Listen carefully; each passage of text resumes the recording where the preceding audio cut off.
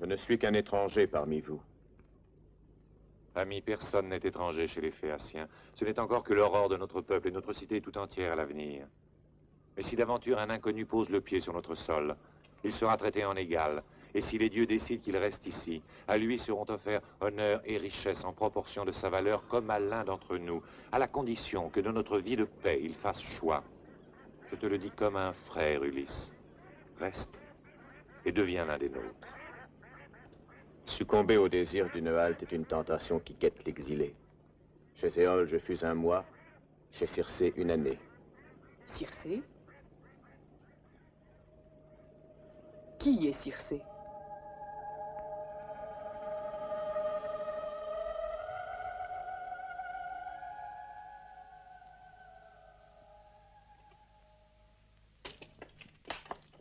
Circé la magicienne chante et tisse comme seules les déesses savent le faire. Elle est fille d'Hélios, le soleil, et de Persée. En abordant son île, cependant, je n'imaginais point les sortilèges dont Circé était capable. Mes compagnons avaient retrouvé force et espoir.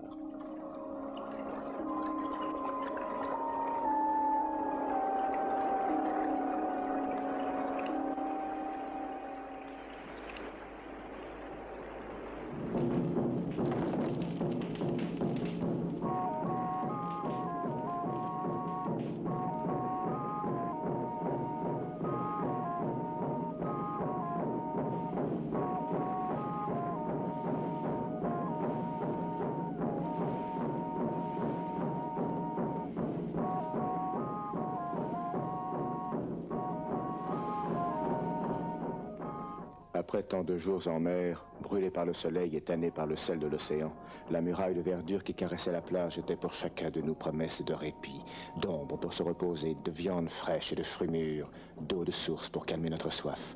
Mais en moi, la forêt faisait naître d'autres pensées. Quel mystère se cachait derrière ces frondaisons? Au matin, dès que nous eûmes débarqué, je pris une décision. Je partageais en deux groupes mes hommes, avec moi à la tête de l'un, et pour l'autre, Euryloque. Et tandis que l'un explorerait l'île, l'autre garderait notre navire. Mais qui décidera quel groupe partira reconnaître les terres? C'est le hasard seul qui décidera, compagnon.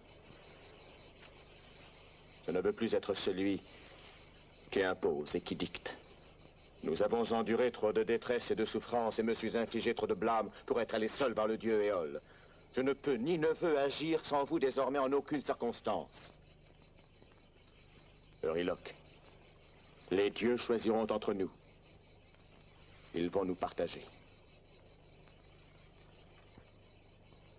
Noir reste, blanc s'en va. Quoi qu'il en soit, Ulysse, je regrette d'avoir été quitté. C'est ainsi qu'Euryloque partit. C'était la première fois que cet ami fidèle me quittait.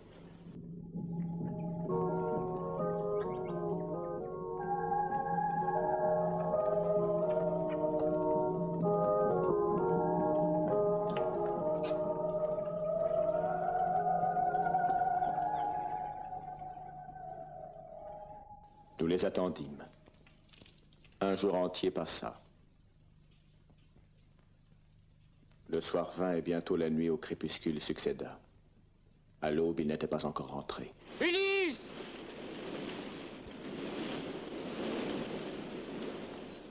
C'était Euryloque, seul.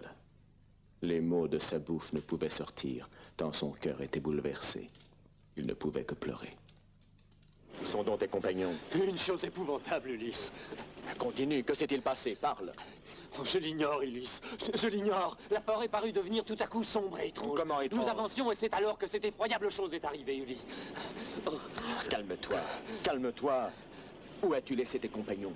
Où les as-tu laissés? Avant cette aventure, déjà, j'avais vu qu'ils devenaient tristes et craintifs. De plus en plus, l'étau du destin resserrait son étreinte. Oui, Ulysse. Mais c'était toi qui avais provoqué cette fatalité qui se retournait contre vous et qui faisait souffrir tes compagnons. Je ne la provoquais que pour nous sauver. Je devais la subir. Et le blâme n'est pas sur mes lèvres, Ulysse. Et je voulais savoir. Au fur et à mesure que nous entrions dans la forêt, les arbres se faisaient rares et leurs feuilles s'agitaient comme si des animaux suivaient notre course. Et nous les devinions sans réussir à les voir jamais. Tout autour de nous, nous en sentions la présence. Quand tout à coup, Là, au milieu d'une clairière, je vis soudainement tout entière recouverte de mousse et de lichen d'épaisses murailles. Elles avaient l'apparence de ruines fort anciennes, de quelques vieux palais abandonnés. Après ces murailles, d'autres se dressaient à l'infini devant nous.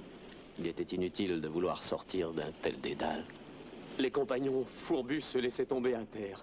Je m'étais éloigné d'eux quand j'entendis d'horribles grognements. Je me retournai et je vis un spectacle que mes yeux ne voulaient point croire encore. Hélas, c'étaient nos amis, en effet, mais changés en pourceaux. Alors que terrorisé, je les contemplais, j'entendis un chant s'élever. Puis une femme m'apparut entre deux futaies. Elle s'approcha des porcs et les toucha en riant. Que fis-tu? Je me suis enfui. Comme par enchantement, les murs se sont ouverts devant moi. Et je me suis retrouvé sur le sentier par lequel j'étais venu. Bien, conduis-moi par ce sentier. Arrête-toi. Où veux-tu aller? Je veux voir sur place ce qu'il en est. Je t'en prie, fuyons d'ici, Ulysse. Fuyons sans nous retourner. Reste ici si le courage te manque. Reste et cesse de trembler. Dès les premières paroles de Riloc, je m'étais senti attiré irrésistiblement. N'avais-tu aucune peur? Non, l'attrait de l'inconnu était plus fort que la peur. Plus le sort semblait contraire, et plus j'étais avide d'engager une épreuve. Je savais désormais qu'un perpétuel défi m'attendait.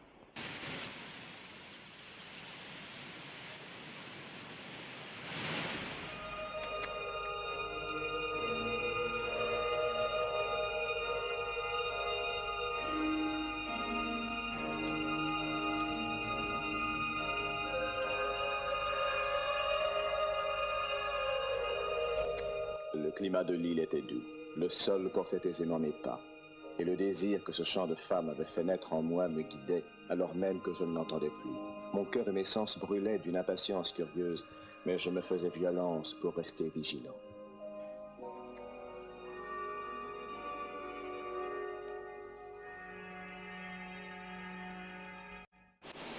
Où vas-tu? Seul, par ces chemins qui te sont étrangers? Tu as appris sans doute que tes compagnons de voyage ont été changés par une femme en animaux honteux et tu comptes peut-être les libérer? Mais es-tu sûr que le même sort ne t'est pas réservé, Ulysse? Je suis seul. Qui d'autre que moi leur apporterait la liberté si je les abandonne? Qui es-tu? Que fais-tu sur mon chemin? Tu piques ma curiosité, toi qui connais mon nom. Ne le prononce pas trop haut dans cette forêt. C'est le domaine de Circé. Sa maison est partout, dans chaque arbre, dans chaque feuille. Toi aussi, elle cherchera à te changer en animal, comme tous ceux qui se sont approchés d'elle. Mais elle ne pourra pas. Elle se souviendra alors que je l'avais moi-même averti qu'un voyageur du nom d'Ulysse à ses rives accosterait un jour, apportant avec lui ce que les déesses ne connaissent pas, quelle que soit leur puissance, les désirs, les douleurs, les sentiments et les élans de tous les êtres humains. Regarde derrière toi. Vois-tu cette plante accrochée au rocher? Arrache-la.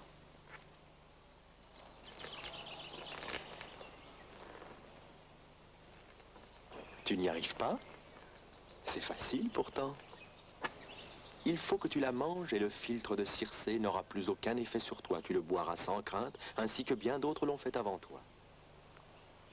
Circé t'observera, incrédule et stupide. Tu tireras ton épée et tu ressentiras un violent désir de la tuer. Elle aura peur et dans sa crainte, elle t'offrira sa couche en partage. Tu ne refuseras pas, car tu souhaites libérer tes compagnons. Mais fais attention, Ulysse. Songe qu'elle est déesse et qu'elle seule peut les délivrer. La fleur ne te protège que contre son sortilège.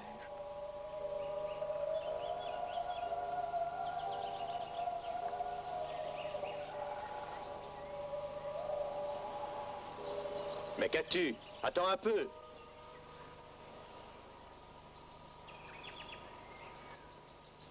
Hermès, car c'était lui, disparu dans les bois. Le messager au pied ailé avait pris les traits d'un jeune homme. T'avait-il dit son nom? Il n'eut pas besoin, je savais que c'était lui. Et mon cœur battait à se rompre. Je pensais à Circé, au filtre magique qu'elle m'offrirait, et je me demandais sous quel trait elle m'apparaîtrait pour tromper mon esprit.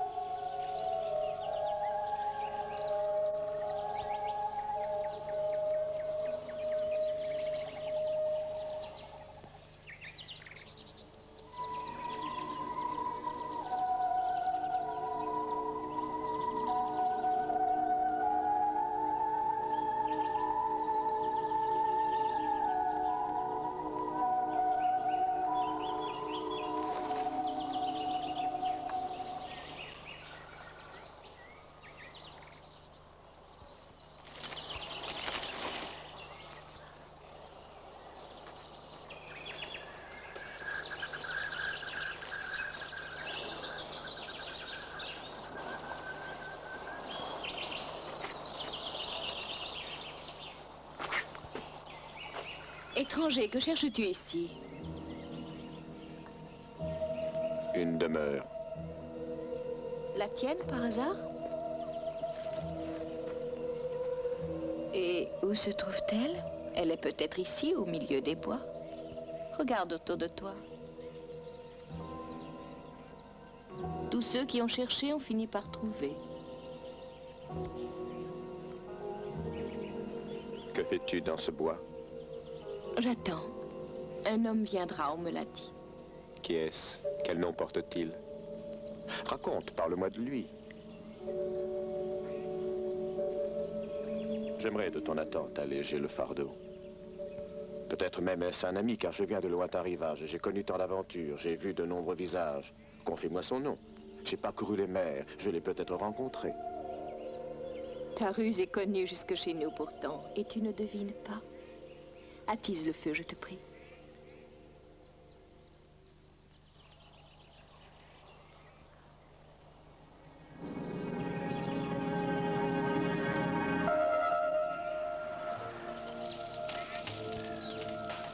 Traverse, là. C'est par ici que passe le chemin de la maison que tu cherches. Saute.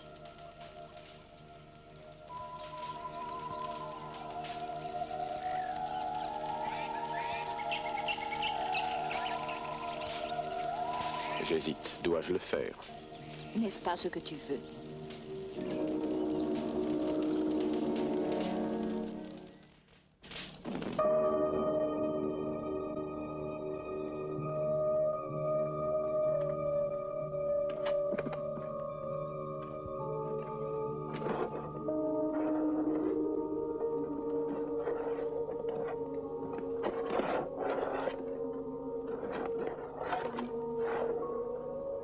Pénélope.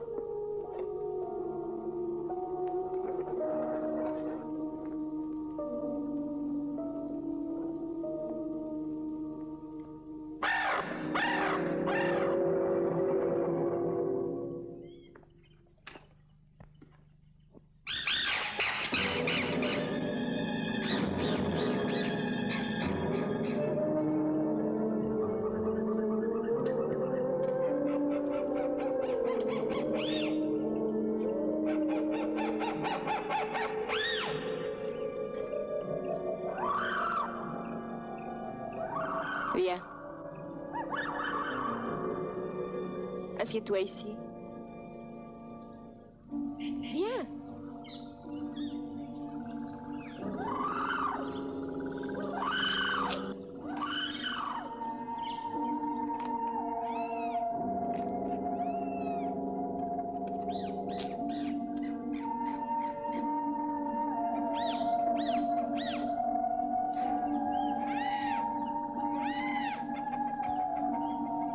Tu connaîtras un bonheur immense après avoir bu. À quoi pensais-tu? À cette fleur aux graines amères qui devait m'apporter le salut. Si Hermès ne m'avait pas menti.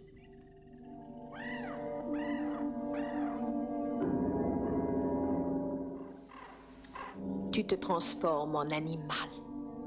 Tu n'en ressens point de douleur. Je souffrais au contraire. Et cette souffrance devenait atroce. Un feu intérieur intense dévorait ma poitrine, comme si deux forces contraires luttaient en moi. Va dans la porcherie. Dans la porcherie!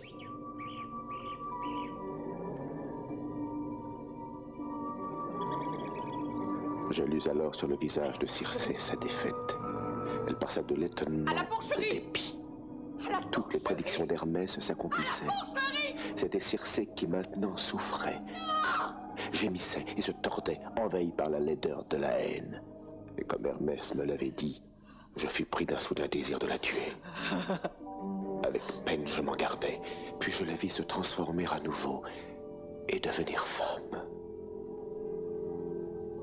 J'étais sauvé. Elle savait que j'avais en moi un pouvoir supérieur au sien. Tu es Ulysse. Ulysse qu'on m'avait annoncé. Ulysse le guerrier venu de Troie. Le seul mortel qui ne se laisserait pas dompter.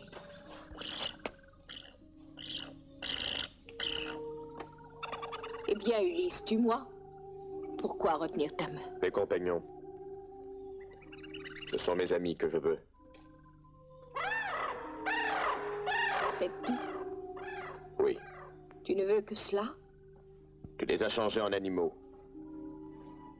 Ce sont des hommes que tu me rendras. Pourquoi? Parce qu'ils sont des hommes. Ton langage est étrange. Je me sens responsable de leur vie. Comprends-tu, Circé? Non, pas encore, Ulysse. J'ignore les sentiments que vous, humains, connaissez. Mais je vois que tu es décidé et sûr de toi, et je dois désormais t'obéir. C'est ainsi que j'entrais dans le monde magique de Circé, bien que je n'en fus conscient que plus tard. En quittant le navire pour aller au secours de mes compagnons, j'ignorais que j'allais me perdre dans cet univers irréel.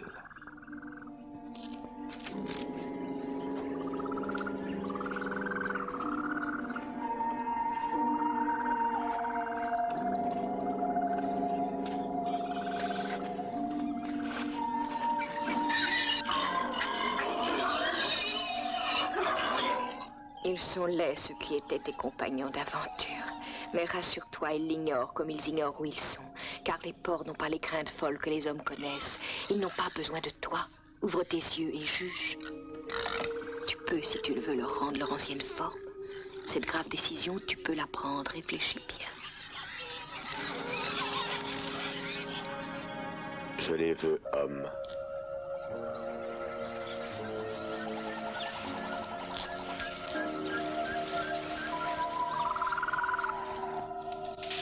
Ils semblaient s'être réveillés d'un long sommeil. Leurs visages et leurs yeux s'ouvraient tels ceux de nouveau-nés, ignorants, épouvantés.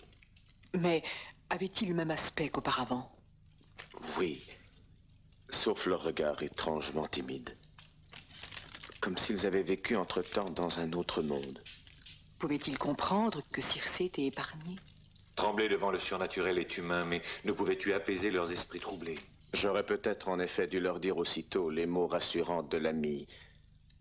J'étais ébahi, étonné. Aucun son ne voulait sortir, la langue paralysée. Une sensation jamais éprouvée entre nous, une gêne nous séparait. Lorsque je m'approchais, ils s'enfuirent. Ulysse!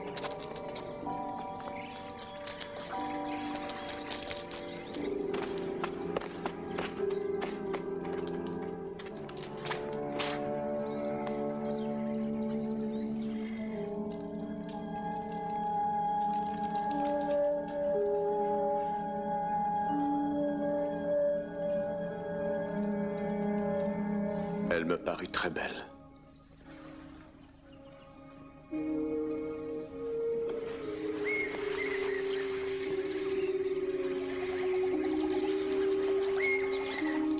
Et tu abandonnas tes compagnons et toute idée de fuite pour cette femme? Non. Il n'est pas juste de prétendre que je les abandonnais. Ils partirent seuls à travers bois, leurs pas affolés les conduisirent au navire.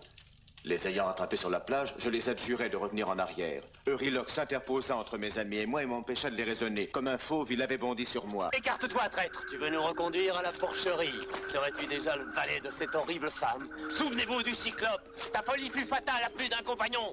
Alors je tirai mon épée et bien qu'Euryloque fût mon cousin, je le menaçais de lui trancher la gorge.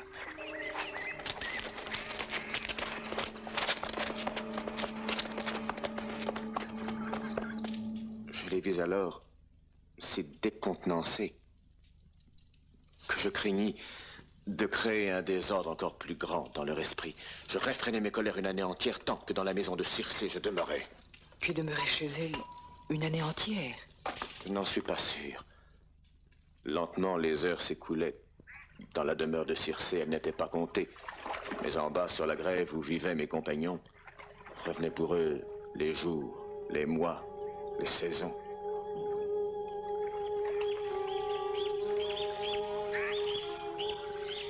Tes compagnons se fatiguent pour obtenir ce que je pourrais facilement leur donner.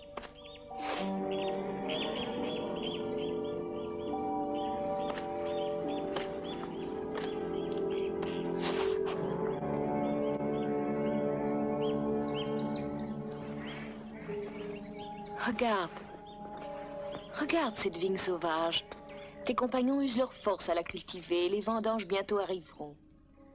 Alors que chez moi, ils n'auraient qu'à boire car le vin coule à flot. Sans effort aucun. Sans vigne, sans vendange, sans pluie et sans soleil. Que de choses ils ont entreprises. Cette cabane, par exemple. Ces jardins.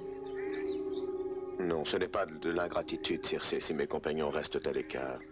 Ce sont des hommes simples, étonnés de tes œuvres. Ils ont peur. Peur de nous. Non. Non, Ulysse, ce qui les effraie et les pousse à nous fuir, ce sont les sombres pensées que cache ton esprit. Ose dire que c'est faux. Tu ne connais donc pas toutes les pensées qui m'habitent.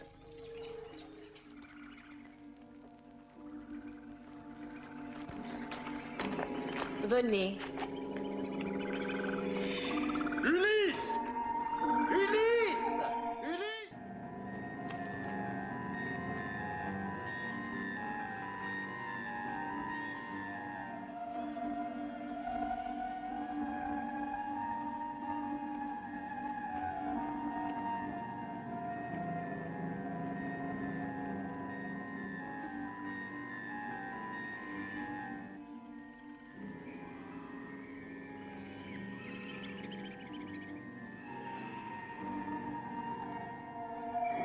Que se passe-t-il?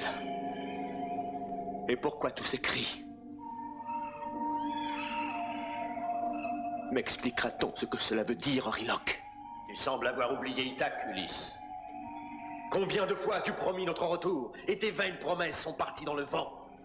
C'est toi qui oublies que je suis le roi. Non, tu n'es plus le roi d'Ithaque. Tu n'es ni roi, ni même citoyen d'Ithaque.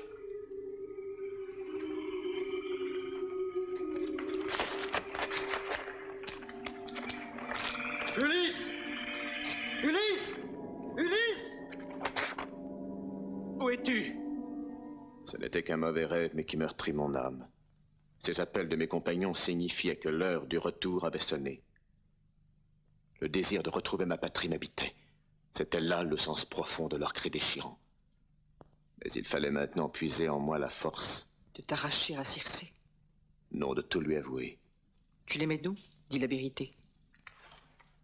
Sans elle, j'étais incapable d'agir désormais.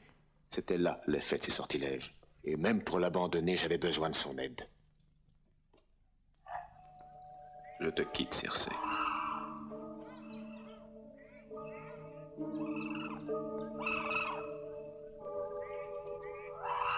Je sais que tu ne m'aimes pas et que tu ne le pourrais même si tu le voulais. C'est là ma destinée. Je sais que seul le voyageur égaré de sa route ou celui qui renonce au retour aborde dans mon île. Et je ne peux attendre d'amour d'aucun homme. Aucun n'osera m'en demander jamais. Ce qu'ils veulent, c'est l'oubli. La paix que je ne peux leur donner. Ils veulent se reposer, tous autour de Circé, accroupis tels des bêtes, attendant une mort sans douleur. Une mort clémente, car ils l'ignoreront.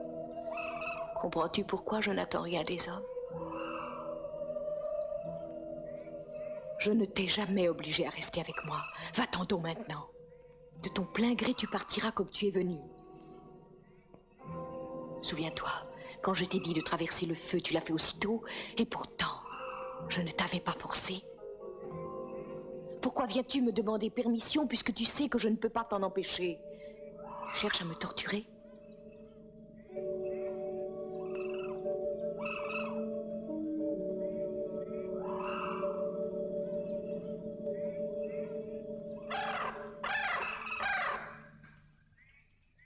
De bonne foi, Ulysse, tu dois te souvenir que tu voulais toi-même que je rende apparence humaine à tes compagnons. En le faisant, tu choisissais pour eux les risques de la vie. Je le sais. Mais nous ne pouvons pas refuser la destinée que Zeus nous réserve. Et l'amour de la terre de nos pères nous vient de lui. Il est ancré dans nos cœurs. Mais dois-je te rappeler qu'en dehors de mon île, je n'ai aucune force, aucune puissance. Et que toi-même, Ulysse, tu ne disposeras plus du pouvoir qui t'a permis de redonner à tes compagnons leur forme humaine. Elle apprenait par ma bouche mon désir de fuir. Et elle ne montrait aucun étonnement ni aucun regret. Elle ne semblait que vouloir m'avertir des maux que je ferais subir à mes amis. Elle cherchait à me mettre en garde contre des dangers, ignorant si je pourrais les surmonter. Et de cela, j'étais conscient. Oh, Ulysse, quand tu es venu sur cette île, savais-tu qui tu y trouverais? Non. Le jour où tes pas vers moi t'ont conduit et que tu m'as rencontré, pourquoi venais-tu à travers la forêt, seul? N'était-ce que pour tes compagnons? Voulais-tu sauver leur vie? Ou voulais-tu, seul entre les mortels, poser ton regard sur les secrets du ciel? Tu as dépassé une frontière invisible. Tu ne reviendras jamais en arrière. Il ne te faut plus aujourd'hui qu'un effort jusqu'au fond de l'abîme où tu devras plonger. Quel abîme, Circé? Écoute. Le chemin choisi par toi pour retrouver ta maison passe à travers l'océan brumeux, au-delà duquel se trouve la demeure des morts. Là-bas, seulement, on te dira peut-être ce qu'avec tant d'anxiété tu souhaites connaître. Maintenant, sois prudent. Tu vas entrer dans le royaume des ombres.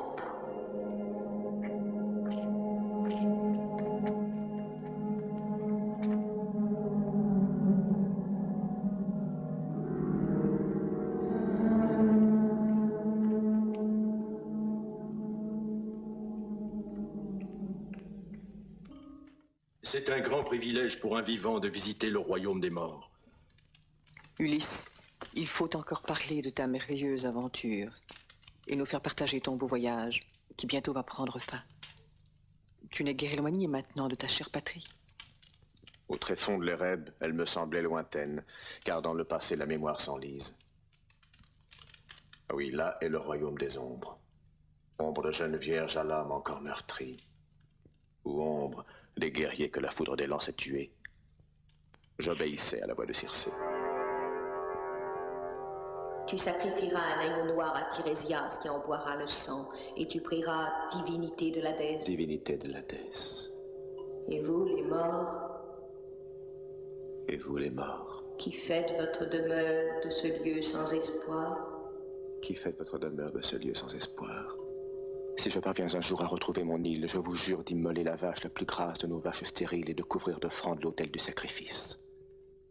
Et puis pour Tirésias, je sacrifierai un des moutons à la toison noire, le plus beau, le plus fort de notre troupeau.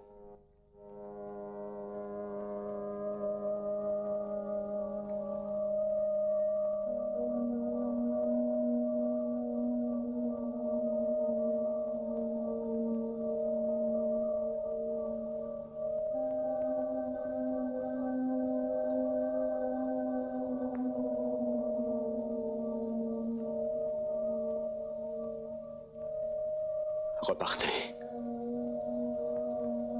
N'approchez pas. Ne pleurez pas ma pitié. C'est seulement avec Tirésias qu'il m'a parlé. Laisse-moi boire ce sang. Mère. Mère, que fais-tu là?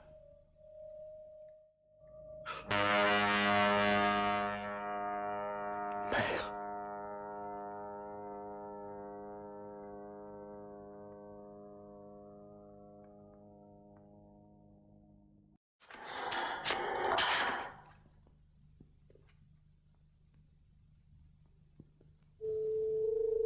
Ô fils de Laerte, rejeton des dieux, Ulysse le rusé, pourquoi, malheureux, as-tu quitté la lumière du soleil pour descendre vivant dans cette demeure sans joie? Je viens t'interroger, Tirésias, et connaître ma destinée. Éloigne ton épée, laisse-moi boire le sang de cet agneau, et je te ferai connaître la vérité, Ulysse.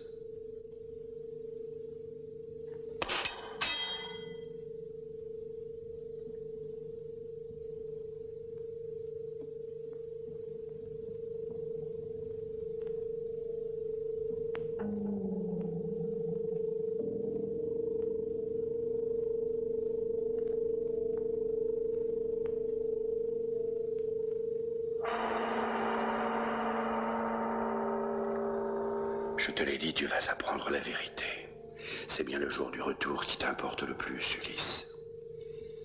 Et pourtant, ce retour est semé d'embûches et d'amertume, car la vengeance de Poséidon retombera sur toi. Tu as aveuglé son fils et tu as ri de ses mots. Combien d'autres malheurs devrais-je supporter? Dis-moi une chose, Tirésias.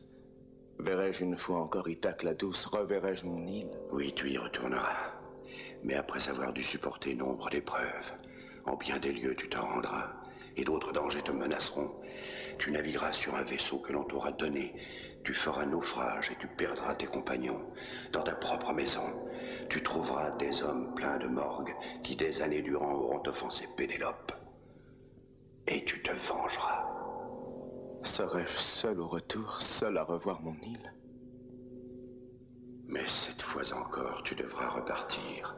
La paix pour toi n'est pas encore là, tu reprendras la route. Tu seras obligé de quitter Ithaque.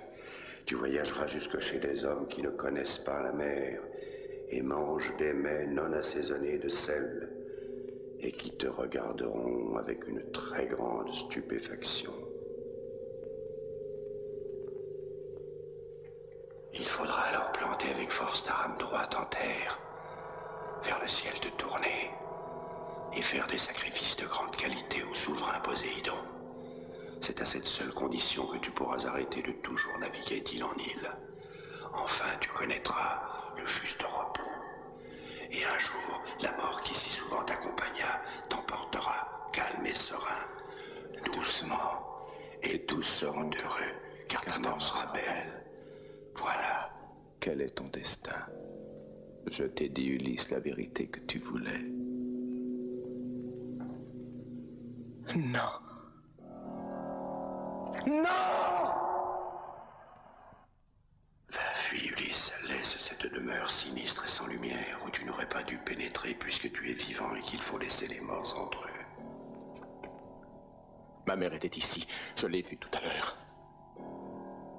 Tirésias, je voudrais lui parler et la voir une fois encore. Je ne peux ni accorder ni refuser. Je ne peux plus rien. Je n'existe plus.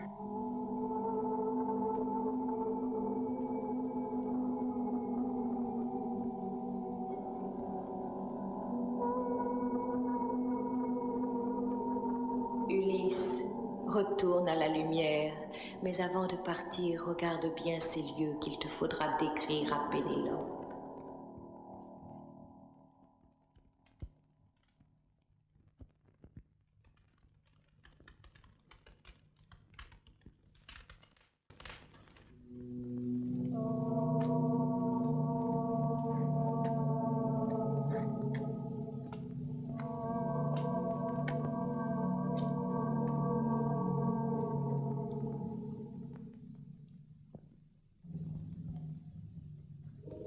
Je sens que tu es ici. Agamemnon, puissant Atride. Dis-moi, quelle fut ta destinée après notre victoire? Es-tu mort noyé? Un mal t'a-t-il terrassé? Un ennemi sournois fait périr de son fer? C'est Clytemnestre qui m'a conduit ici. C'est elle qui arma le bras d'Égiste. Et c'est comme un taureau chez le boucher qu'on m'a tué. Je suis mort achevé par l'épée de son amant. Oh, rien n'est plus ignoble qu'une femme qui fait accomplir un tel forfait. Honte à celle qui vers la mort pousse son légitime époux.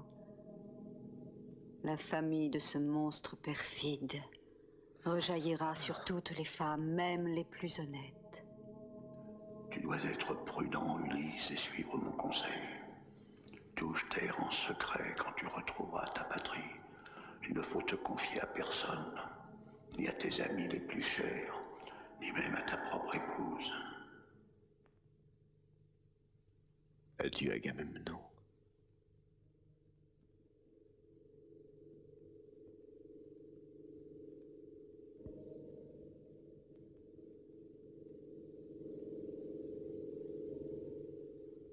Souviens-toi de mes paroles, que l'exemple d'Agamemnon empêche les époux de faire confiance aux femmes. Il faut leur cacher tout, leur mentir, les trahir si l'on ne veut pas mourir avant son heure.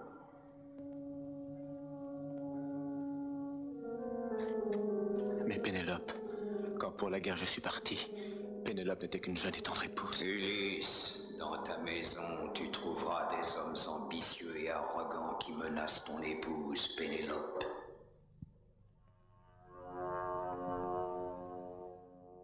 Achille. Achille n'existe plus. Il est mort, les armes à la main dans la plaine de Troie. Tant que tu étais vivant, on t'honorait comme un dieu, et ta renommée si glorieuse que même en ces lieux tu domines les défunts. Ainsi donc tu ne dois pas t'attrister d'être mort, Achille. Non, ne cherche pas, veux-tu, à me consoler. Il me serait plus satisfaisant d'être le dernier valet d'un pauvre fermier, mais d'être encore vivant sur la terre, que d'être le premier de tous ces êtres éteints. Il faut aimer la vie, Ulysse. La vie est un bien inestimable, ne l'oublie pas. Il n'est point de trésor que je ne donnerais en échange. Cherche le chemin de la lumière, mais regarde tout ce qui t'entoure et qu'il te faudra décrire à Pénélope. Mère. Mère chérie. Mère. Enfin je te revois, ma mère. Moi qui plus tôt n'ai pas su te retenir, j'implore ton pardon. Toi qui es mon sang, que fais-tu en ces lieux? Tu vois des choses interdites et cruelles. Lorsque tu es parti, pour te clore les yeux, quelqu'un était là. As-tu eu les honneurs qui t'étaient dus?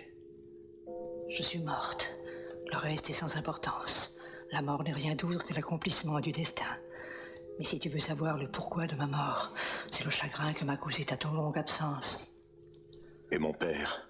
Ton père, il est devenu vieux et triste à force de t'espérer. Dans la ville aujourd'hui, il ne veut plus descendre, restant dans les champs avec les serviteurs. Il vit tel un sauvage, sans autre compagnie. Il s'étend en hiver et dort à côté de l'âtre, et en été sur les feuilles d'olivier, en soupirant après la mort d'Ulysse affalé et sénile, et la nuit le surprend ainsi. Mère, laisse-moi t'embrasser. Sur mon cœur, laisse-moi te serrer. Tu ne le peux, mon fils. Ainsi est la loi, car lorsque l'on meurt, les nerfs ne tiennent plus ni les muscles, la chair, ni les os. À la mort, le corps fond devant la flamme qui lui blanchit les os. Et l'âme s'enfuit et s'envole tel un voile fragile. Il te faut repartir. Ton absence a été longue. Retourne vers le soleil. Oh, laisse-moi t'embrasser.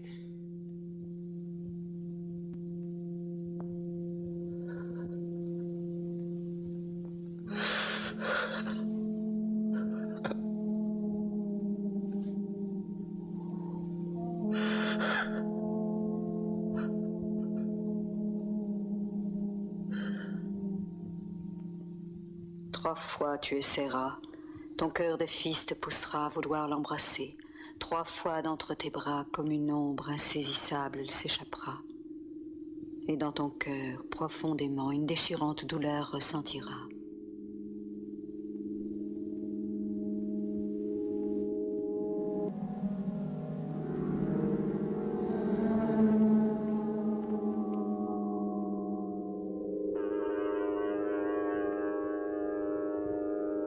Elpénor, oui.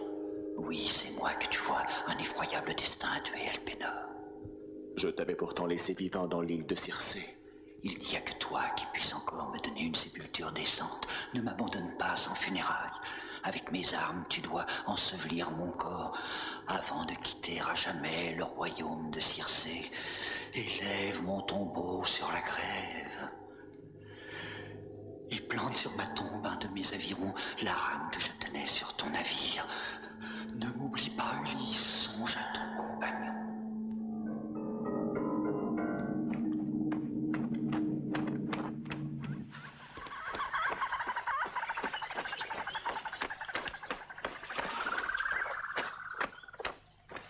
Qu'est-il arrivé à Elpénor? Il a fait une chute. Il était là-haut, il chantait. Et soudain, il a glissé. Il était pris de vin. Nous l'avons trouvé gémissant, appelant Ulysse, mais tu n'étais pas là. Il est mort. Où étais-tu, Ulysse, depuis si longtemps?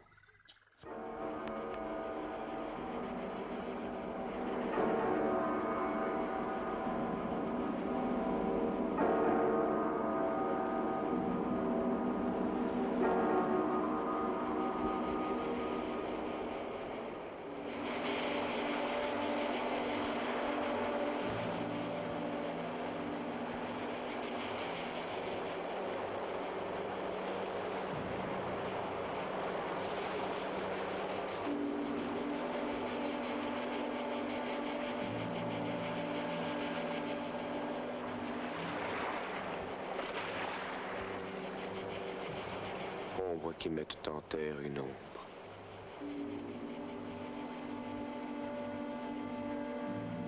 S'il était parmi nous un valeureux guerrier, c'était Elpenor. Que peuvent espérer ses compagnons et moi? Il est arrivé le jour que tu attends, le jour de ton départ. Oui, mais je ne partirai qu'avec mes compagnons. Je veux donner ma vie avec la leur. Tu peux les sauver, Ulysse. Souviens-toi. Si tu dis vrai, pourquoi Tirésias a-t-il prédit que seul je retournerai, seul, sans mes compagnons? Tu es déjà seul, Ulysse. Toi qui vivant a pénétré dans l'Hadès. Toi, l'homme qui verra 2 fois la mort. Voilà le sens des paroles de Tirésias. N'espère plus de tes compagnons l'obéissance d'antan. N'espère pas qu'ils croient en tes paroles, même quand tu voudras les sauver.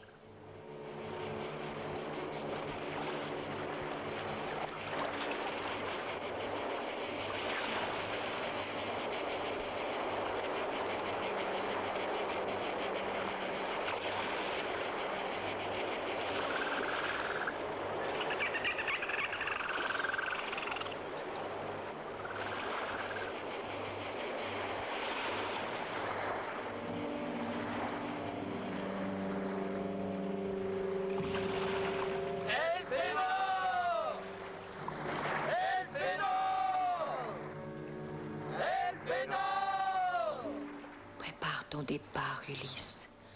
Je te montrerai la route, même s'il m'en coûte larmes et souffrances. Ayant prononcé ces paroles, Circé courut jusqu'à la cabane. Un oracle parlait par sa bouche. Je te dirai de ton prochain voyage les péripéties et aussi les dangers, afin que vous puissiez, connaissant les périls, les éviter, toi et tes compagnons, et ainsi que vous sachiez comment garder la vie sauve. Tu passeras d'abord tout près des sirènes. Elles sont un danger mortel pour les hommes.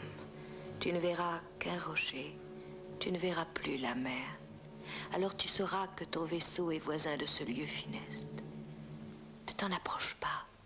Passe sans t'arrêter, car le sol est jonché des ossements de ceux qui ont écouté le chant des sirènes. À la tentation de faire ce qu'elles disent, sauras-tu résister? Sauras-tu diriger la proue de ton navire ailleurs que vers elles?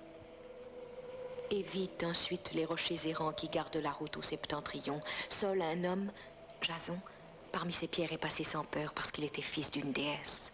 Toi, ne cherche pas à les voir. Ce sera ta 2e épreuve.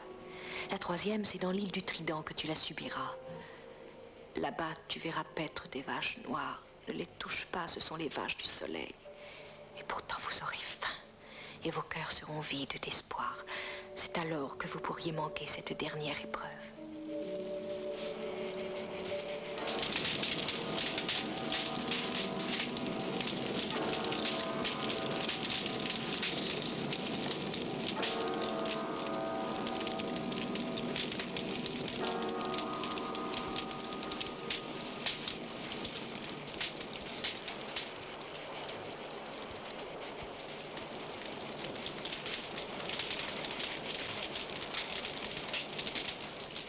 Je n'ai plus rien à ajouter, Ulysse. L'heure du départ est arrivée.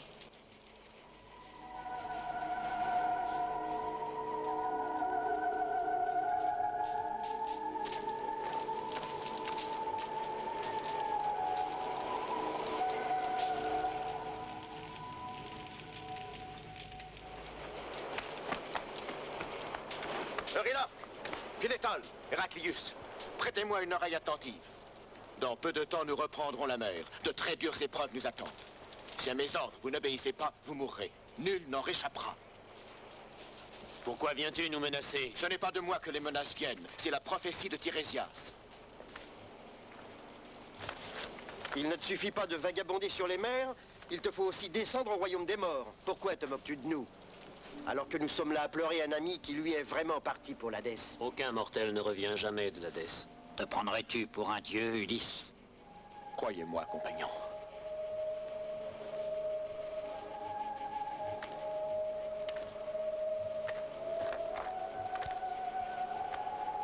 Alors, si vous ne croyez plus les paroles d'Ulysse, écoutez celles de Circé. Circé? Circé.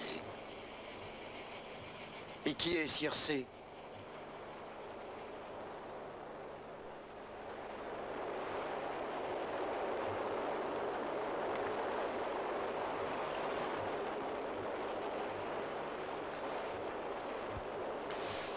Avez-vous perdu la mémoire?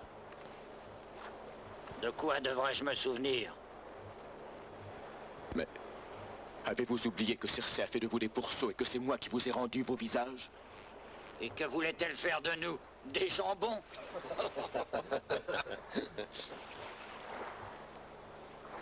Nous voici tristes et là, nous t'avons suffisamment écouté. Là de ce voyage qui n'en finit pas.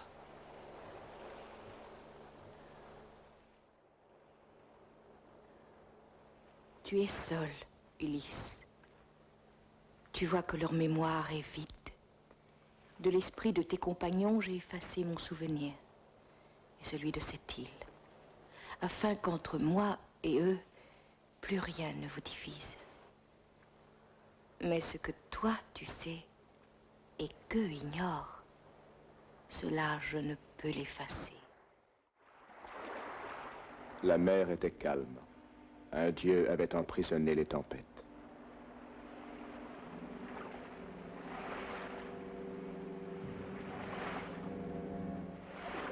Mes compagnons ramaient avec ardeur et l'onde sous leurs coups était blanche d'écume.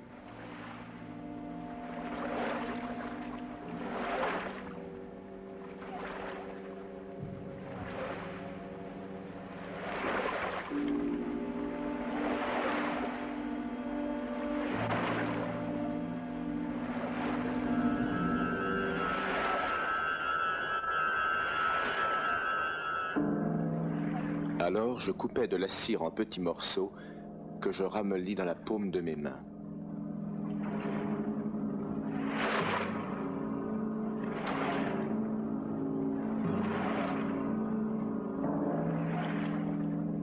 J'en bouchais une à une les oreilles de mes compagnons. Je savais que l'île des sirènes était proche.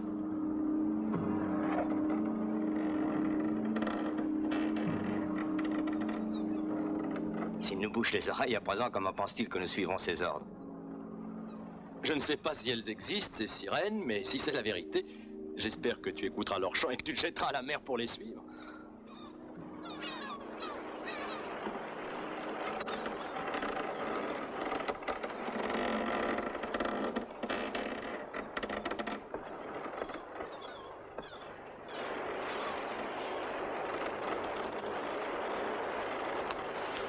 Les compagnons ne veulent plus t'écouter car ils déclarent que ta raison chavire, que tu n'as plus ta tête.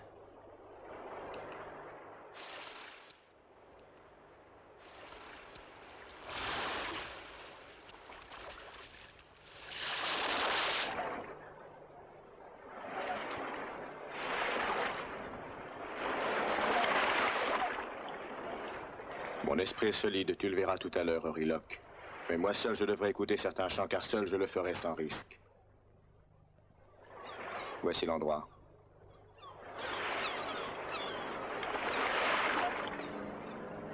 Viens avec moi. Nous avons peu de temps.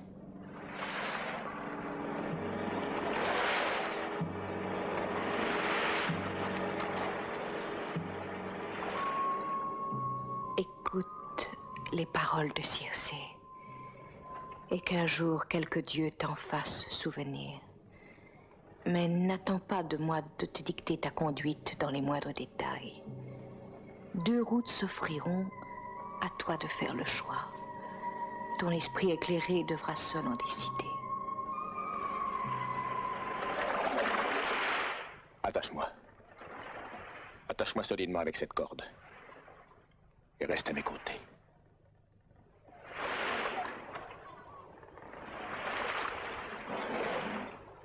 Et souviens-toi que si je devais t'implorer, si des yeux je devais te commander de desserrer les nœuds, n'obéis en aucun cas. Au contraire, donne un tour supplémentaire à mes entraves.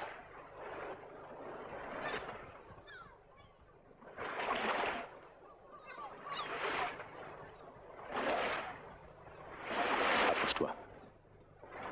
Toi non plus, tu ne dois rien entendre.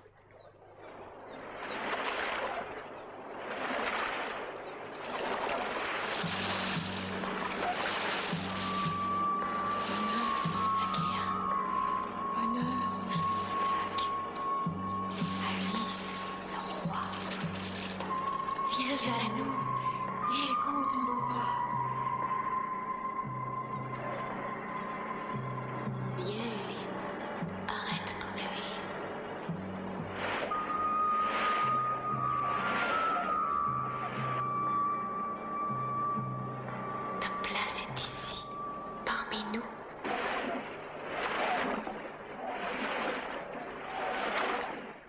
Nous renvoyons les voyageurs plus riches, plus heureux.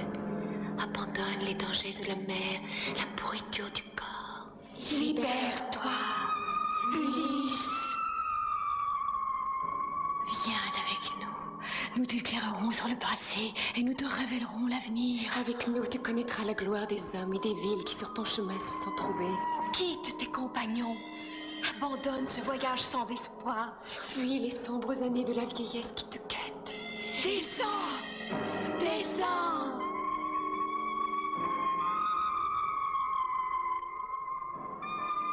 Viens avec nous.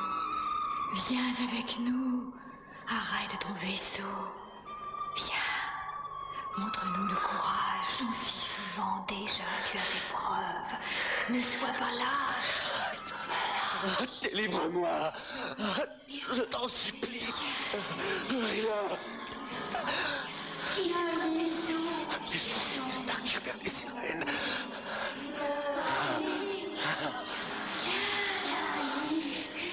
Détache-moi. Coupe la corde qui me lie. Libère-toi. Descends.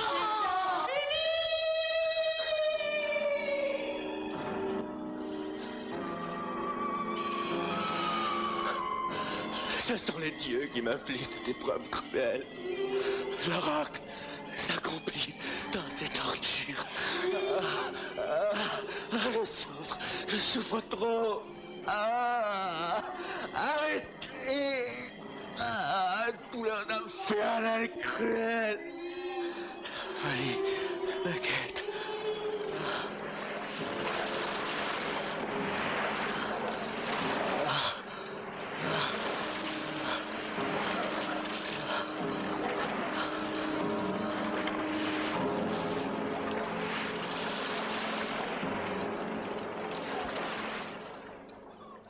Cet horrible chant s'éteignit comme un souffle et cessa de déchirer mon âme. Je revins à moi brisé, les membres endoloris, comme après un cauchemar.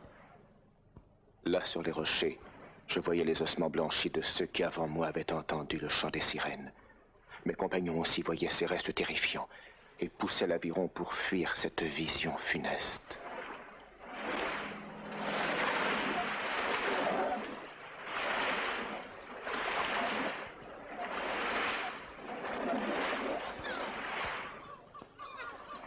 Le ciel à nouveau était limpide et pur, et les chants que j'entendais étaient ceux des oiseaux et celui de la mer qui battait les flancs du navire. À présent, nous devrions être assez loin. Entends-tu quelque chose? Non, je n'entends plus rien. Circé avait raison. Mais tu le vois, je ne suis pas mort du chant des sirènes. Il est possible à l'homme de maîtriser les puissances divines. Oui, Euryloque, nous pouvons encore nous sauver. Il faut à tout prix éviter les rochers et prendre avec patience le chemin le plus long sans jamais s'arrêter. Sans escale désormais, nous suivrons notre route. Oui, nous ne devrons plus accoster avant le rivage d'Ithaque, au prix de n'importe quel sacrifice. Le succès est certain si nous évitons l'île du Soleil. Fais-le savoir à tous les compagnons. Va, Euryloque.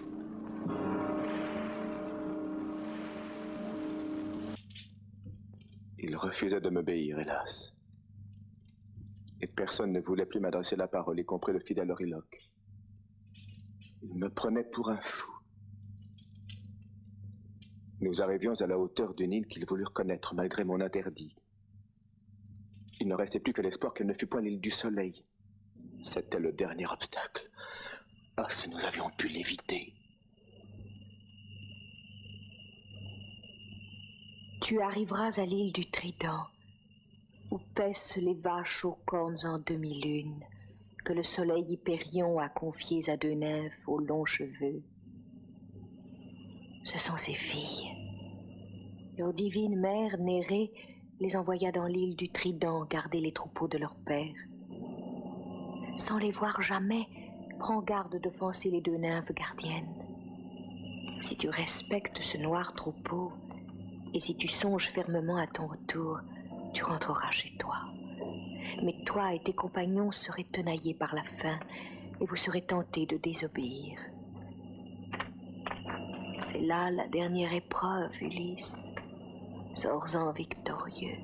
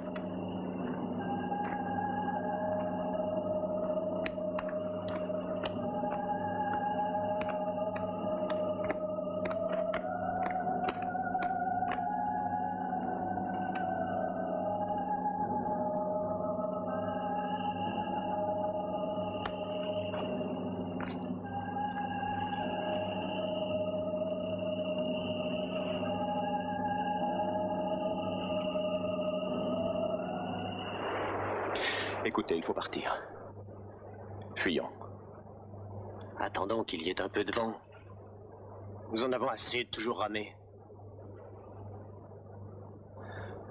Écoutez-moi. S'il vous reste un peu de foi dans les conseils d'Ulysse, vous m'écouterez une fois encore. Il y a à bord du navire à boire et à manger. J'ai décidé de vous révéler un secret qui me pèse. Regardez ces vaches. Ce sont des animaux divins, les vaches du soleil. Ne les touchez jamais. Le malheur serait grand. Je vous le dis, compagnons, c'est la dernière épreuve qu'il nous reste à surmonter. Si vous les touchez, la prophétie que m'a faite le devin Tirésias au royaume des morts se réalisera. Personne alors ne pourra jamais plus revoir sa maison.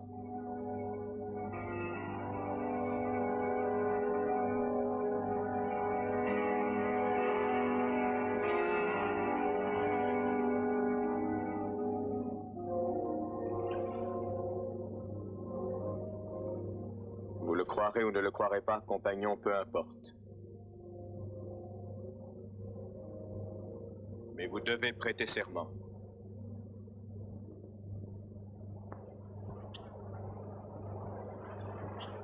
Mettez-vous tous à genoux!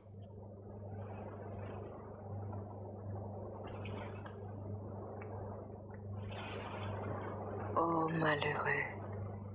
La guerre, la lutte sont toujours présentes en ton esprit.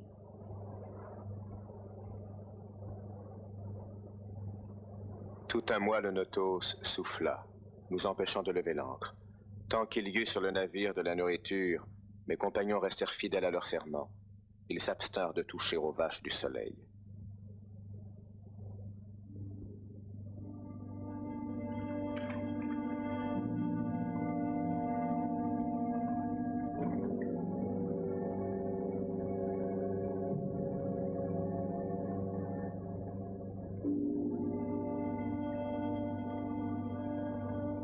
Mais un jour, la faim commença à les torturer.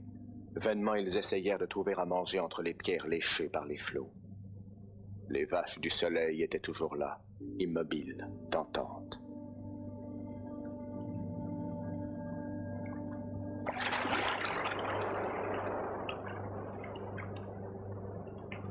Vous serez tenaillé par la faim et vous perdrez tout espoir. Vous serez tenté de désobéir et vous manquerez la dernière épreuve.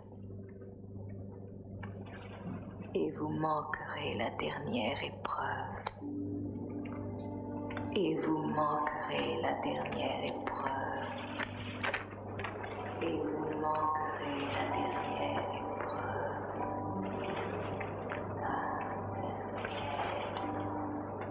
Alors je m'éloignai, je voulais prier. Ô Zeus, maître des hommes, et vous, Dieu bienheureux et pour l'éternité vivant, faites qu'ils m'écoutent et qu'ils reprennent confiance en leur roi, afin qu'ils revoient leur patrie. Sinon, après tant de souffrances, je risque d'y laisser ma raison. Et avec elle, combien d'autres choses qui me sont chères. Ou alors, Dieu Tout-Puissant, ôtez-moi plutôt la vie. Et nous devrions mourir de faim pour rester fidèles au serment extorqué par Ulysse. Il voit des prodiges un peu partout, depuis qu'il croit être descendu dans l'Hadès. Mais regardez-les, ces vaches. Est-ce qu'elles semblent avoir quelque chose de divin? C'est Ulysse qui le prétend, mais est-il digne de foi? Oh oui, toutes les morts sont odieuses, mais la plus horrible, c'est bien celle de mourir de faim. Attendez, et si Ulysse avait raison? Si les vaches noires étaient divines, si vraiment elles appartenaient au soleil, qu'adviendrait-il de nous? Ça ne m'intéresse pas. Je préfère, moi, perdre la vie à jamais englouti dans la mer bouillonnante, plutôt que de languir ici jour après jour sur cette île désolée et consumée par la faim. Euryloque a raison. Allons-y. Rassasions-nous une bonne fois pour toutes. En avant! Mais n'attends pas de moi de te dicter ta conduite dans les moindres détails. C'est à toi, et à toi seul d'en décider. Je courus vers mes compagnons. Mais j'arrivais trop tard, il était inutile de leur chercher querelle. Les vaches avaient été tuées. Le banquet se prolongea toute la nuit. À l'aurore, notre vaisseau s'éloigna enfin. C'est avec compassion que je regardais ceux qui s'étaient condamnés. Les paroles de Tirésias me résonnaient aux oreilles. Tirésias qui disait: tu vas les perdre, tous. Et le soleil dit: je descendrai dans les profondeurs de l'Hadès, porter ma lumière parmi les morts. Voici que le soleil disparaît à nos yeux. Où va l'astre du jour? Où part le soleil? Euryloque avait raison, l'obscurité tombait soudain sur les hommes. Les eaux n'étaient plus bleues, elles avaient pris la couleur de la nuit. Vite, ramenez la voile! Philétol, Héraclius! Plus vite! Vite, ramenez la voile! Je l'entends, rien, Ulysse! Est-ce la vengeance du dieu soleil? Maintenant, c'est fini! Non, rien n'est encore fini quand nous sommes encore vivants! Regarde, Urloque! La fais-tu? Ah! Ne désespérez pas!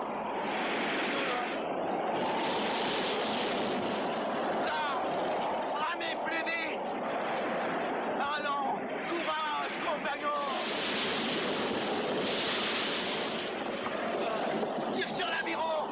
Ramène plus fort!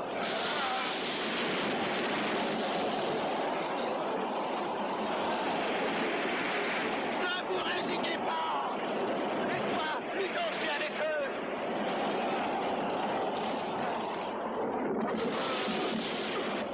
Ne vous arrêtez pas! Une lame effrayante attaqua notre pauvre bateau qui fut englouti, et tous mes compagnons furent précipités dans les flots et noyés. Impuissant, je les vis emportés par la mer en furie.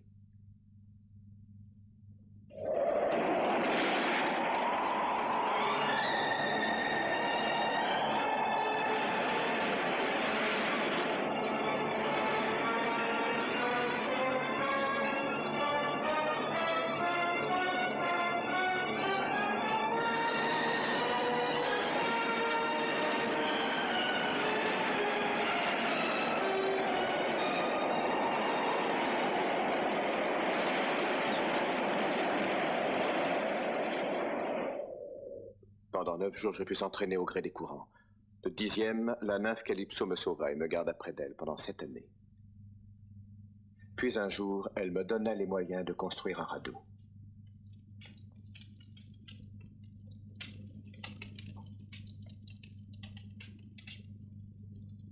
Si cet homme a été sauvé, ce n'est dû ni à sa constance, ni à son ingéniosité, ni même à son propre désir de retour dans son île natale. C'est donc une puissance supérieure qui l'a conduit ici. Il n'y est pour rien. Nul ne sait quel sort nous l'amena. Mais il est certain que malgré les périls qui parsemèrent sa route, il vint seul. Ainsi donc, noble Phéacien, ma décision est prise. Il faut donner à Ulysse le navire qu'il réclame. Et si envers les dieux nous courons un risque, il nous faut le prendre. À l'aube, un de mes navires sera à ta disposition, Ulysse.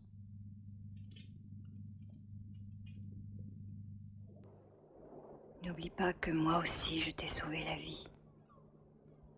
Je vis un jour à Délos, près de l'autel d'Apollon, un tout jeune palmier. À sa vue, je restais fasciné. Sa beauté comme la tienne éblouissait mes yeux.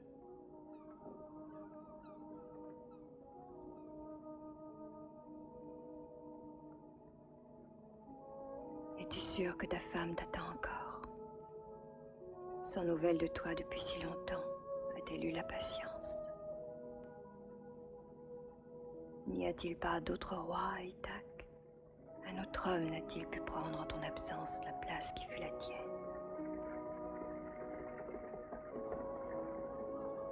Va, sois heureux, Ulysse. Retourne dans ton île bien-aimée, parmi les tiens. Et n'oublie pas Nausicaa.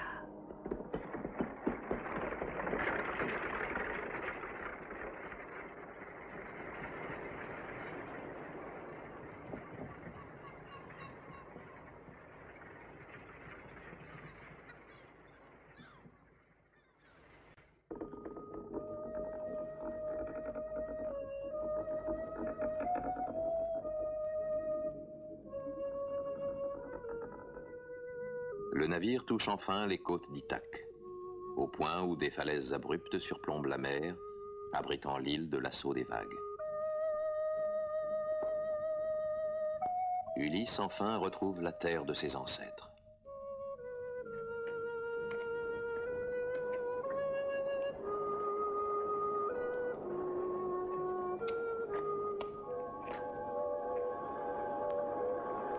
Il peut déjà apercevoir sa maison sur la colline. Mais tout lui paraît différent, tant son absence a été longue. Un sentiment de crainte l'envahit, et renonçant à gagner la ville, il s'en va vers les champs.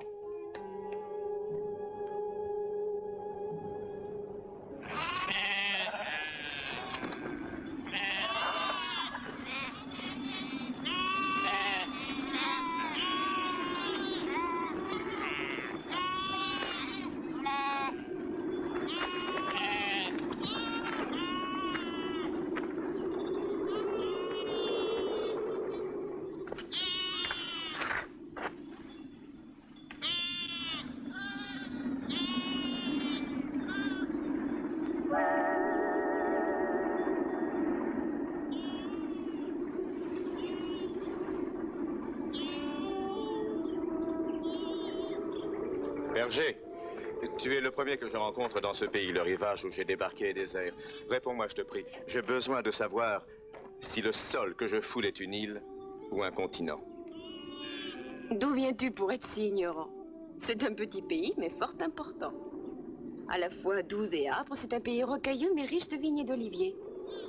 Inconnu, son nom est pourtant parvenu jusqu'à Troie. C'est Ithaque, étranger. Ithaque. Ah oui. J'ai entendu déjà prononcer ce nom en Égypte. Car je fus assez longtemps en Égypte, là où règnent les pharaons. Chef d'une grande flottille, j'avais sous mes ordres 20 beaux navires. Mais hélas, je fus capturé. Ouais, capturé. Et on me gardait 7 ans prisonnier après avoir tué tous mes compagnons. 20 vaisseaux perdus, tant d'amis disparus. Impudent, effronté et menteur. Faut-il donc toujours, même arriver chez toi, que tu mentes? Et même les dieux doivent se méfier de toi pour cela. Je te connais, imposteur. Tu es Ulysse, le plus grand des hommes dans la ruse. Tu ne m'as pas reconnu? Je suis Athéna, et je vais t'aider comme je l'ai toujours fait. Comment te reconnaître? Et qui donc pourrait te reconnaître, ô déesse, si chaque fois tu nous apparais sous une forme différente? Oui, je te l'accorde à toi, pendant que je combattais, je fus sous ta protection. Mais ensuite, de cette belle protection, je n'en ai guère ressenti les bienfaits. Et tu me reprocherais, après tant d'années d'épreuves et de dangers, de me défendre par des mensonges? Tu n'as pas changé. C'est pour cela que j'ai de l'amitié pour toi. Un autre aurait voulu aussitôt aller revoir sa femme et son enfant. Mais toi, tu te méfies. Tu veux savoir sans que l'on sache et voir sans être vu. Je peux te venir en aide. Dès cet instant d'un vieux mendiant, tu as l'apparence. Personne ne te reconnaîtra, si tel est ton désir. Aussitôt, Athéna donne à Ulysse l'apparence d'un vieillard à la peau ridée. Et elle jette sur ses épaules quelques haillons noircis de fumée. Tout d'abord, va chez Eumée, le gardien de tes ports. Il t'est resté fidèle. Il affectionne ton fils et ta femme Pénélope.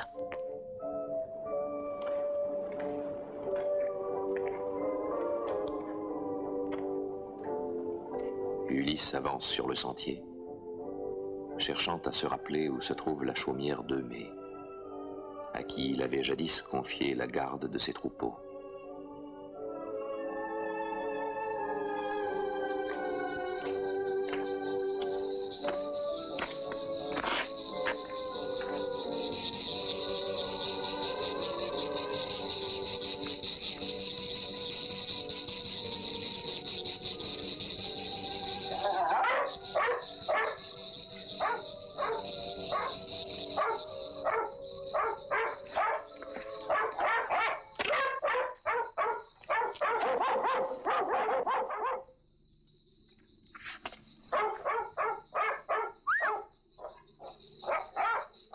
Tu as eu de la chance, vieillard. Tu pouvais te faire mordre. Allons, viens. Entre dans mon logis.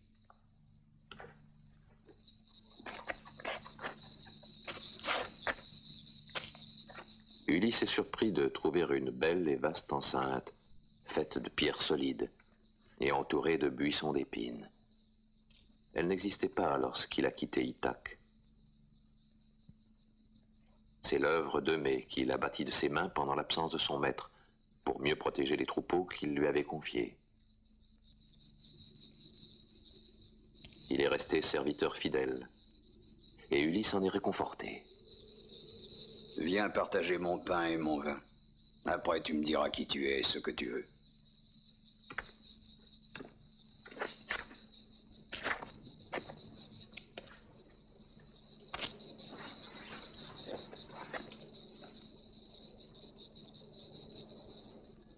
Zeus te protège, toi qui accueilles le passant. Que Zeus, toi aussi, te protège. Zeus qui m'envoie le passant. Assieds-toi.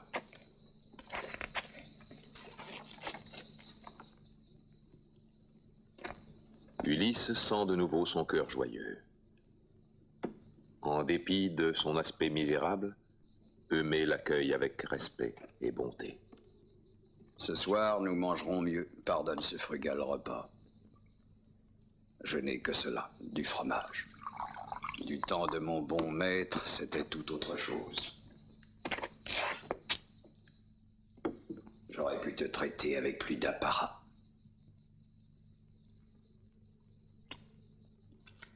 Aujourd'hui, je pleure celui que je servais qui est parti à Troie pour n'en plus revenir. Tiens. Il fut un très grand roi.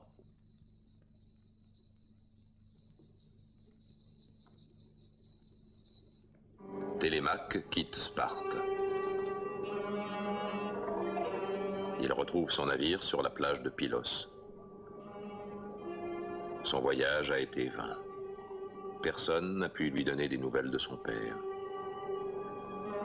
On lui a seulement conseillé de rentrer chez lui au plus vite. Ami, écoute-moi. Au nom des dieux, je t'en conjure. Je t'en supplie pour ta vie même, pour celle de tes compagnons. Accepte-moi sur ton navire au nom de Zeus. Ne m'abandonne pas.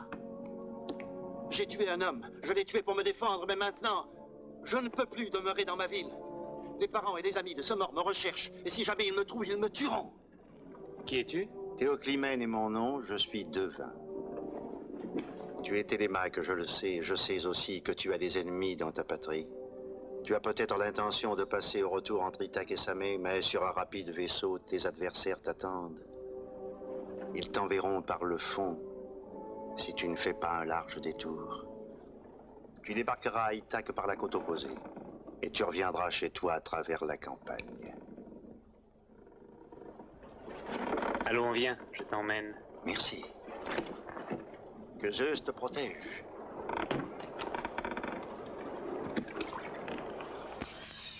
Ces animaux, je les engraisse pour sauvegarder, avec mes moyens, les biens de mon vénéré maître.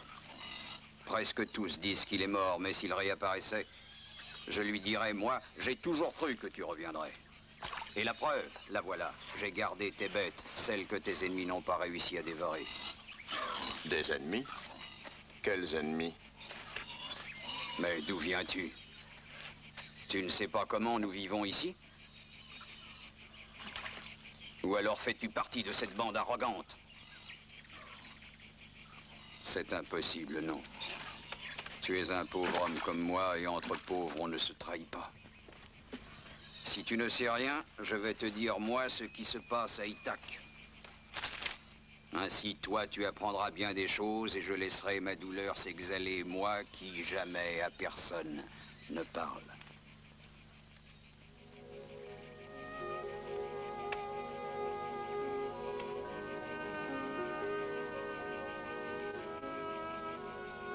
La nuit s'est étendue lentement sur Ithaque. Après avoir mangé la viande du porc tué par Eumée en l'honneur de son hôte, ils vont s'allonger et chercher le sommeil.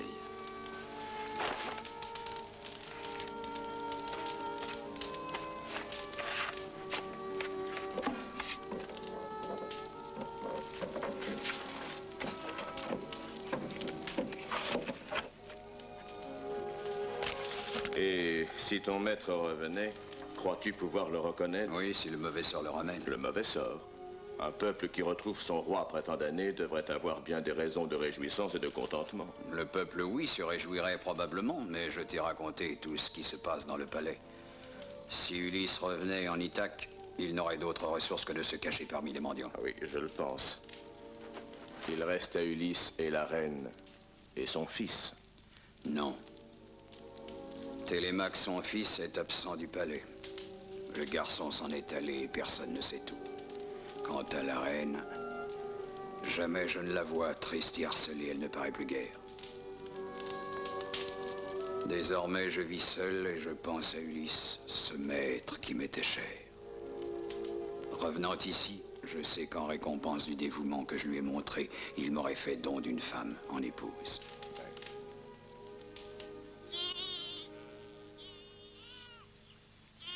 Eumée s'est levé avant l'aurore. Il a déjà allumé le feu et préparé la nourriture.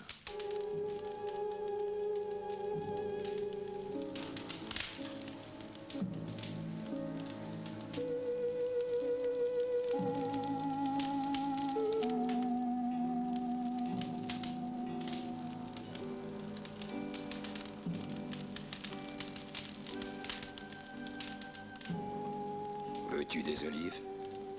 Non, merci. Aujourd'hui, vous mènerez les troupeaux dans les pâturages. Je vais rester là. Je veux parler avec mon hôte. Nous partons, Eumée. Bonne journée. Merci. Bonne journée. Merci.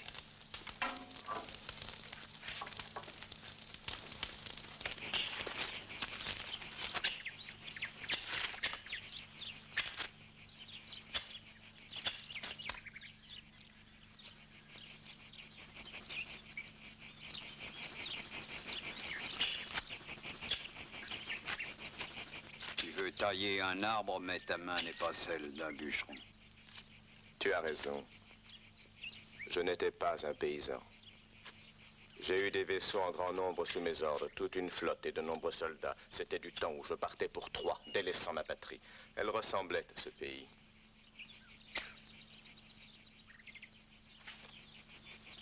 Il y a 20 ans.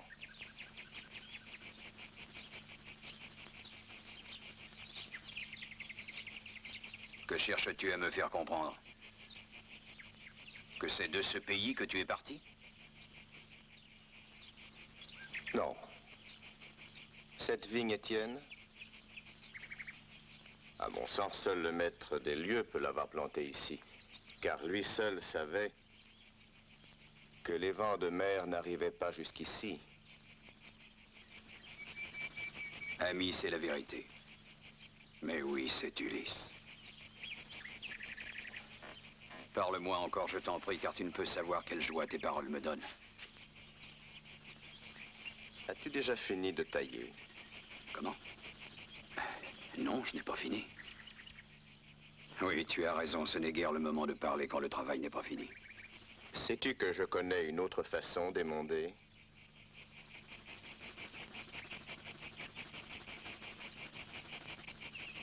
Regarde.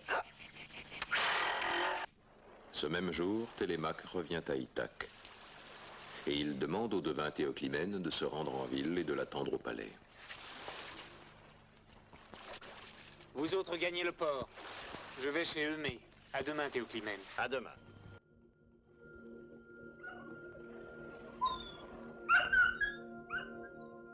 Se réveillant au milieu de la nuit, Ulysse s'aperçoit qu'Eumée n'est plus auprès de lui.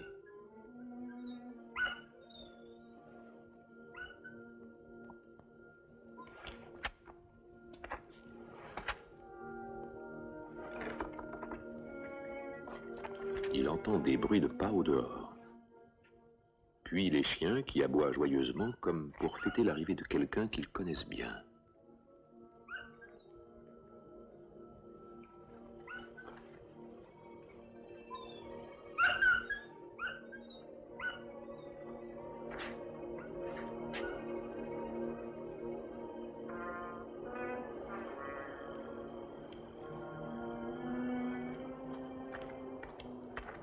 Télémaque, c'est toi. Enfin, tu es revenu. Laisse-moi te regarder, cher enfant.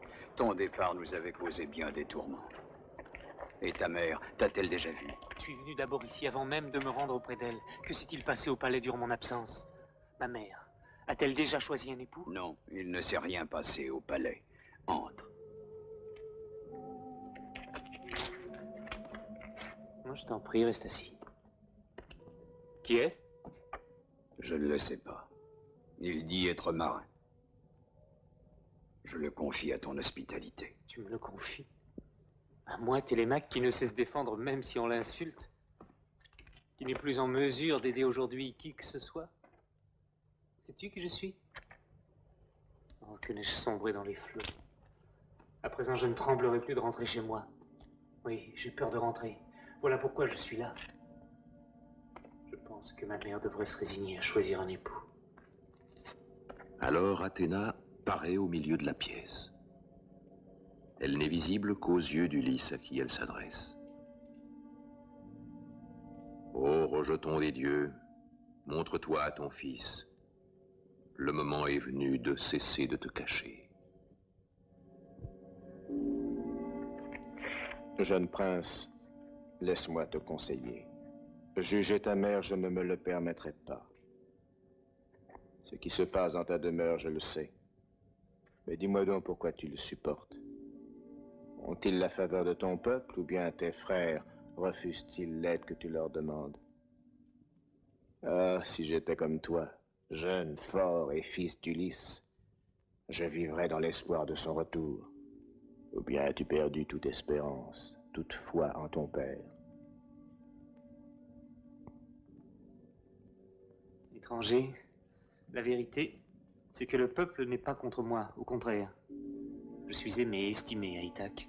Et je n'ai pas de sœur ni de frère. Ulysse n'a pas eu d'autre enfant et je suis fils unique, comme lui-même l'était. Si nos ennemis réussissent leur funeste entreprise, je serai le dernier de la race. Mais qui est cet étranger qui se permet de me tenir le langage que mon père seul pourrait tenir? Mieux vaut mourir en défendant sa maison que d'être faible et supporter la haine et l'arrogance des usurpateurs. Au nom des dieux, qui es-tu? Oui, c'est Ulysse, ton père. Pardonne-moi de ne pas t'avoir reconnu plus tôt et honoré. Tu m'as reconnu, Eumée.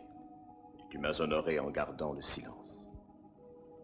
Mon fils, ce qui se passe dans ton cœur en ce moment, je le comprends. Je suis différent de l'image que tu te faisais de moi, mais ne crois pourtant pas qu'il me soit plus facile de te serrer dans mes bras, fils inconnu. J'ai essayé souvent d'évoquer ton visage sans y parvenir. Laisse-moi te regarder.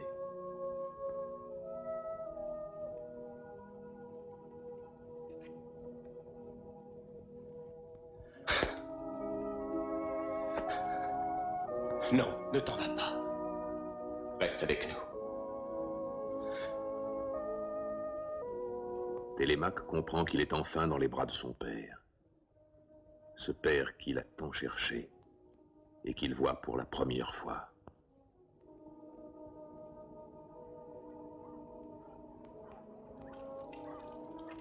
Ils pleurent ensemble, et leurs gémissements sont plus stridents que le cri de l'aigle marin lorsque les paysans viennent lui voler ses petits dans son nid.